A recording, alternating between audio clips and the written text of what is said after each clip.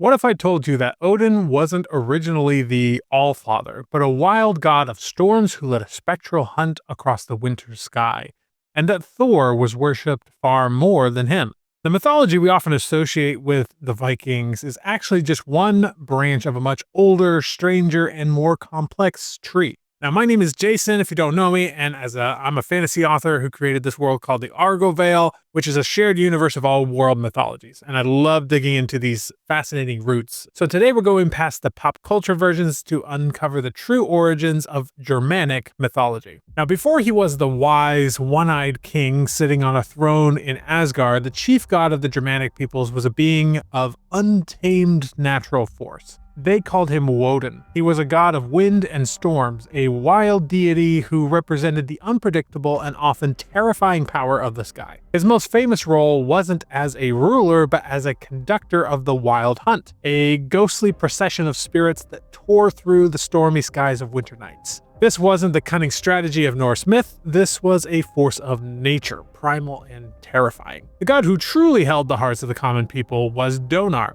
who you know as Thor. Archaeological finds from across continental Europe suggest Donar was the most widely worshipped deity, far more prominent than Wodan. He was the protector of the harvest and the champion of warriors, a god of the people. His hammer, known in Germanic texts as Fjolnir, wasn't just a weapon, it was an instrument of fertility and blessing used to sanctify harvests and protect communities from harm. While Norse myths often portray Thor as powerful but somewhat simple, for the Germanic tribes, Donar was the steadfast guardian of their world. The divine feminine also took on a different shape. One of the most unique figures was the goddess Nerthus, an earth mother whose worship was described in detail by the Roman historian Tacitus. She was said to travel across the lands in a veiled carriage drawn by cows. During her passage, a sacred peace was declared. All weapons were locked away and no war could be waged. It was a time of absolute tranquility and celebration. This profound ritual of a peace-loving goddess has no direct equivalent in Scandinavian lore, showing just how different their priorities could be. But perhaps the most mysterious goddess was Holda, or Frau Holde as she is known in fairy tales. She was a being with no direct Norse parallel. Holda ruled a domain that was both an underworld and a place of new life, a realm that held the souls of unborn children and the recently deceased. In winter, she was imagined traversing the sky, making it snow by shaking out her celestial feather pillows. Holda was also the patroness of spinners and the guardian of the feminine arts and mysteries, a complex deity woven into the very fabric of daily life and the cycle of seasons. These weren't just variations, they were entirely different conceptions of the divine. Now, as a quick aside, I keep this channel free of ads and sponsors. We're self-funded, but I do have something for you that I think you'll really find cool. It's my fantasy all-access library where you can get the mythology-inspired fantasy books I and my team have written in a huge shared universe where all of these myths collide. It's how we fund everything here, so if you're interested, the link is down below. The Germanic cosmology was less about the 9 intricate worlds and more focused on the immediate, tangible reality. Their universe was generally seen as having 3 main levels. We have the celestial upper world, our human world of Midgard, and the chthonic underworld. Supporting this was not Yggdrasil, but a great cosmic pillar called Irminsul. According to legends, its roots were made of ancestral memories, its trunk was the present moment, and its branches were the possibilities of the future. It was a bridge connecting all aspects of existence, which is a concept so central to the Saxon tribes that Christian Emperor Charlemagne made its destruction a priority to break their spirit. This world was teeming with spirits, many of which are unlike their Norse cousins. The beings we call elves were known as Alben, and they were divided into 3 distinct categories. The Josafar, or light elves, were benevolent beings of the upper air. The Svartalfar, or black elves, were masters of metalworking who dwelled deep within the earth. And then there were the Muster Alban, or twilight elves, who inhabited the mists and the boundaries between worlds, a kind of secretive and ambiguous third branch of elvenkind. Forests were the domain of other, wilder beings. The Skrat were wild men of the deep woods, half human and half animal, covered in thick hair and able to speak with the creatures of the forest. They were guardians of the secret knowledge of plants capable of both healing and causing disease. The forests were also home to the Waldgeist, or forest spirits, who could shift between human and animal forms and acted as guardians of the woods. This wasn't a world you journeyed to, it was a world you lived in, where every forest, stream, and mountain held its own spirit and its own rules. Now, every home had its own guardian too, a creature called a wight. Unlike Norse house spirits, the wight were believed to be manifestations of the family's ancestral spirits, a direct line between the living and the dead. Each house had its own wight, which required regular offerings of milk and bread to remain benevolent and protect. This constant daily interaction with the spirits of the dead highlights a worldview where the veil between worlds was incredibly thin. For the Germanic peoples, magic was a natural science. Their most distinctive magical practice was known as Galder, a complex system of vocal enchantments that was very different from the visionary magic of the Norse. Galder was about sound and vibration. Practitioners, known as Galderer, believed each rune possessed its own unique sonic frequency. They would spend years learning the precise intonations needed to chant specific sequences of sounds to achieve magical effects, from healing to cursing.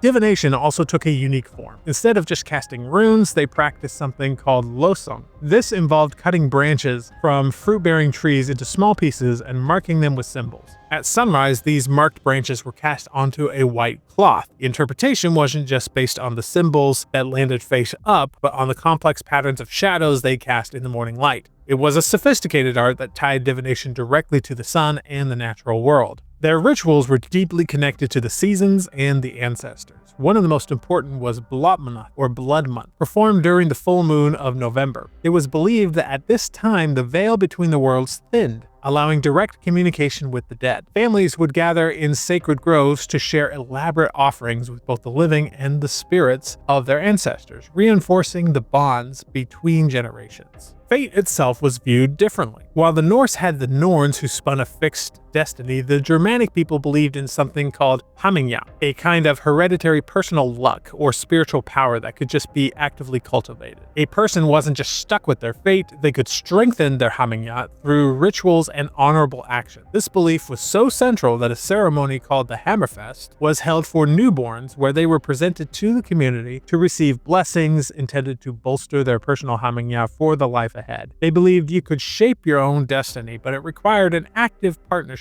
with the spiritual world. So how do we know all of this, and why is it so different from what we usually see in, say, Norse mythology? The answer lies in the history and geography. Germanic mythology isn't one single religion. It's a family of related beliefs practiced by Germanic-speaking peoples from Scandinavia all the way down to Central Europe over nearly 2,000 years. The version we're most familiar with, the Old Norse mythology, comes almost entirely from medieval Icelandic texts like the Eddas, written down by Christian scholars centuries after the Viking Age. It's an invaluable snapshot, but it's a snapshot of one specific region at a specific time. The Continental Germanic traditions, practiced by tribes like the Franks, Saxons, and Lombards, were Christianized much earlier, and most of their sacred texts were lost or destroyed. Our knowledge comes from more fragmented sources, like the accounts from Roman historians like Tacitus, who was both fascinated and biased. Archaeological finds like ritually sacrificed weapons discovered in bogs and rare surviving scraps of pagan lore like the old High German Merseburg charms. These charms give us a precious glimpse of the continental pantheon, mentioning deities like Sinthgud, a goddess completely unknown in Norse sources. This is also where we find the Matridae, or the matrons. In the Rhineland, where Germanic and Celtic cultures mingled under Roman rule, a unique cult arose dedicated to these triple goddesses. Over 1,600 altars and inscriptions to them have been found, often depicted as three seated women holding symbols of abundance like fruit or bread. They represent a syncretic